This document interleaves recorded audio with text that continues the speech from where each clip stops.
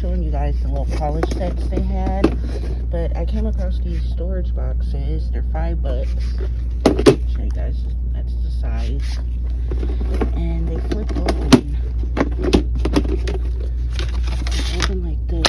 And I thought this would be nice to store nail polish in. Good nail polish storage for $5. And then they also have these ones. You could get 2 for $10, which I thought would also be a good nail polish storage.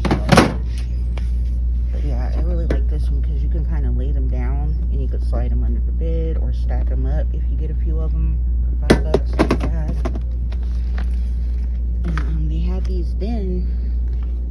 I was also thinking this would be nice if you had a nail table or something that you could put your polishes or something on. It's like a little Lazy Susan. They have a small one, and they have this one, a bigger one, 12-inch. So I thought that would be nice for a nail table. So yeah, but I like those. I'm trying to debate if I want to get one or not.